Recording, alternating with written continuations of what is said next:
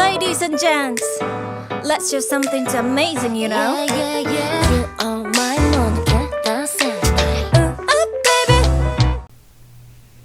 How possible is it for one person to create lasting change? It definitely depends, especially if the one person wants to tackle an entire industry backed by years of social and financial tradition and law. If we equate this degree of change to what Maslow referred to as self-actualization, then it would be reasonable to assume only very few people could ever attain such a goal. The average person does not achieve this need, self-actualization. It's actually very uncommon, mostly limited to people like political activists, pivotal political activists. That isn't to say it's impossible for others, but they would naturally face scrutiny if they ever stated actualization would or had come to be. But psychology is a very young science, and many people once took phrenology as gospel, so very few things can be said to be set in stone. Yunjin is 1/5 of the K-pop girl group Sserafim, an anagram for I'm fearless, with angelic connotations despite the rougher exterior they tend to project with songs like Anti-Fragile and Unforgiven. In the trailer, which originally revealed her membership, she stated that she wants to change the idol industry. Now, to be fair, the K-pop industry is not particularly old, but it faces a lot of scrutiny in terms of its authenticity, moral standards, and larger significance to the world of music. A lot of these issues have persisted since the beginning and seem very rigid to those in the industry as well as those who watch from afar. It's more than bold to question this drive and what fans deem a rookie idol. There are those who have done something to that effect, like Hwasa from the group Mamamoo, who set a new standard for beauty as she did not fit the typical image for an idol. There have also been idols who did it later on in their careers, coming from one company only to start their own, names ranging from Jackson Wang to Hyuna to Psy, the well-known Gangnam Style singer. Yunjin's career has already gone down an interesting path, however. She was actually born in Gangnam herself, but moved to New York when she was 8 months old, going on to become a naturalized citizen. Her upbringing included taking opera lessons due to the inspiration of her grandmother's profession as a vocalist. She also did drama, competing with the best of the best young actors in her state after her nomination for Best Actress in the High School Musical Theater Awards. But her life took a big turn when she chose to become an idol trainee in Korea. For those who are unaware, the K-pop industry has a specific system in which young talents audition for different companies and go on to train for anywhere from 1 day to over a decade in hopes of debuting either as a member of a group or a solo artist. Yunjin started out under a company called Pledis Entertainment, but at one point she was under SM Entertainment, the biggest entertainment company in K-pop, famous for giving their trainees incredible vocal training. Now she is underneath Source Music, which is a subsidiary of Hybe, known for managing acts like TXT, Enhypen, Yunjin, and even, yes, BTS. And while most solo debuts in K-pop implement an insane amount of marketing and very little contribution from the idols themselves, Yunjin releases solo songs intermittently, and they do not have large marketing budgets. She actually writes, composes, and produces the songs herself, letting her work speak for itself. She's even drawn animated music videos for her songs. As far as things go, she has more opportunities than most people to create larger change, but that does not mean people do not still doubt her. People say her dreams are not possible due to things like fan obsession getting in the way of anyone internalizing her messaging. They also say she's simply not a good enough writer, which is where I come in. I disagree that she is not a talented writer. That is probably obvious, but I have been analyzing Sserafim's music for a long time. I've been analyzing Yunjin's lyrics for a long time. They are very close to my heart, which isn't to say I love them out of bias. I actually believe that her writing is very smart and effective and important in the global climate where we are only now becoming more receptive to Korean and Korean American music. I want to talk about how and why her impact matters in a socio-political manner, but I also want to explore her writing in and of itself. If you would let me talk your ear off, I'd be very grateful. Most people are at least tangentially aware of the Korean wave, also known as Hallyu, pushed by acts like BTS and Blackpink. The fact is, if you've been online in recent years, you've heard terms like fancam or comeback in certain circles. Korean media has an interesting reputation in the Western sphere, but we're going to put a pin in that and talk first about what is more important, the state of Korean people's relationships in and with the West. While Korea was struggling financially, there was an extreme increase in Korean immigration to the United States. After all, the United States appeared modern, rich, and powerful, among other things.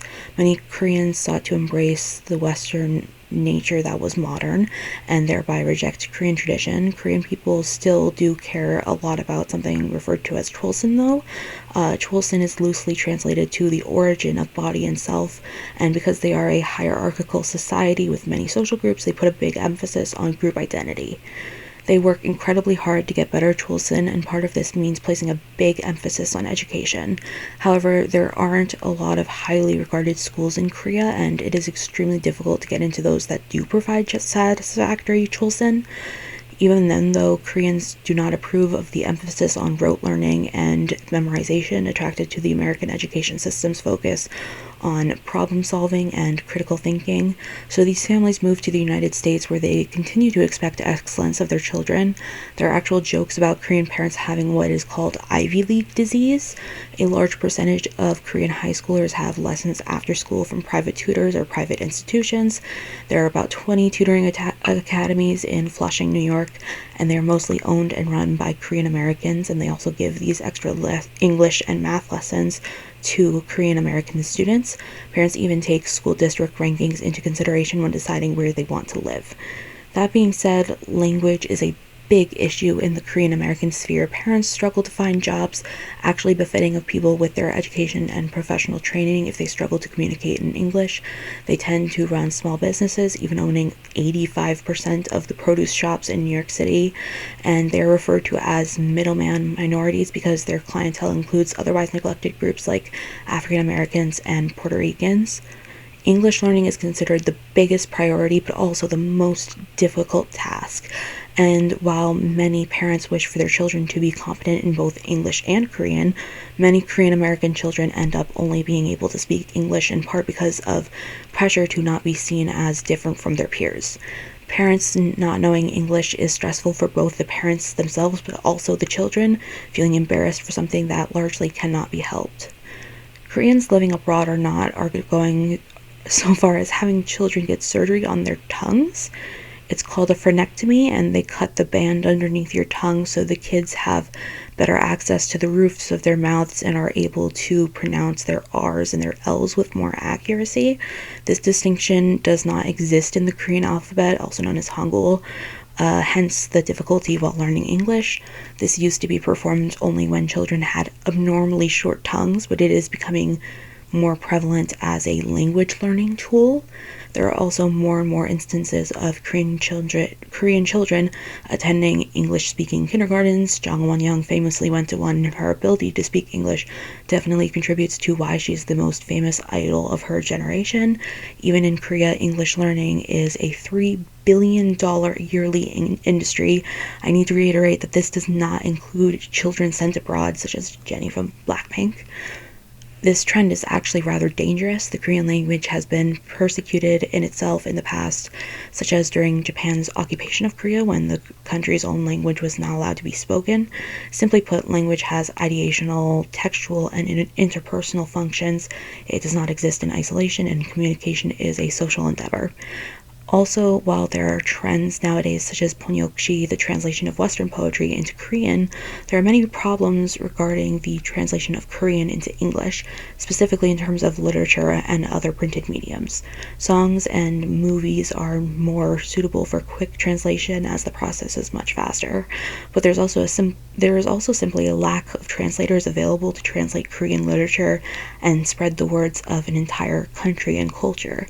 The Korean-speaking Korean American community will probably continue to get smaller as well. I'm not trying to say that Korean Americans as a unified group do not appreciate their own language and culture. They clearly appreciate other Korean people. In Los Angeles, up to 90% of Korean Americans had close relationships with other Korean people in their area, many maintaining daily contact. Much fewer were close with white people, and they often only made those white friends through work. Korean Americans focus on home life in terms of social networking, even attending specifically Korean Christian churches, even though the Christian population in Korea is relatively low. There is a Korean Christian church for about every 400 Korean Americans, totaling about 3,000 in the country overall. even if they did want their children to adopt more American qualities, they still appreciated qualities from their own culture. They still wanted kids to know Korean history, for example, as part of their self-identities. They liked social assertiveness, openness, and individuality, but they still wanted respect for elders, modesty, and familial collectivistic traits. And anyway, change is still occurring. Korean immigration is decreasing as we speak, even after 3 decades of growth. More and more people are returning to Korea due to many factors, but mainly an improvement in the economy and the changing status of American immigration laws. All of this is to say that someone like Yunjin is very important to the Korean community today.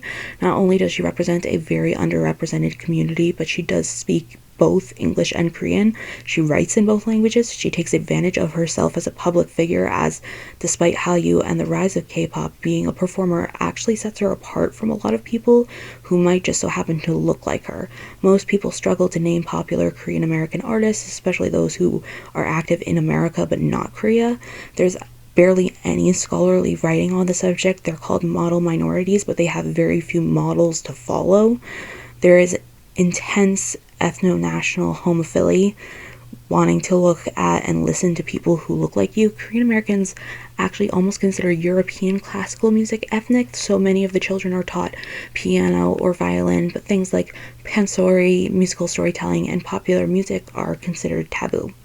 Performers are largely derided, not just by the parents, but also by Westerners who feel they can recreate classical music, but they can't understand it. Nowadays, youth culture is corroding tradition, and K-pop, as well as the populist nationalism it is creating, are reviving and reinventing tradition. America helped enrich and democratize Korea, but it is people like Yunjin who are making change as individuals, not just because of K-pop, but her lifelong history as a multilingual, multicultural performer and artist in a world that wasn't always ready for her, the individual who speaks to the masses in a crystal clear but warm and amiable voice. Now, the fun part, I want to talk about Yunjin's writing. A lot of her credits come from the Sserafim's discography.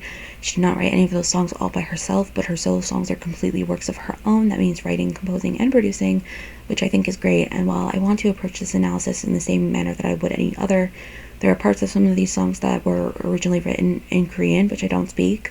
I believe you can analyze translated works with the mindset that a translator's work is art of its own, but some people always feel that the translator should be an invisible part of this process, but usually can't be, instead choosing whether they should approach translation in a lexical or more pragmatic manner.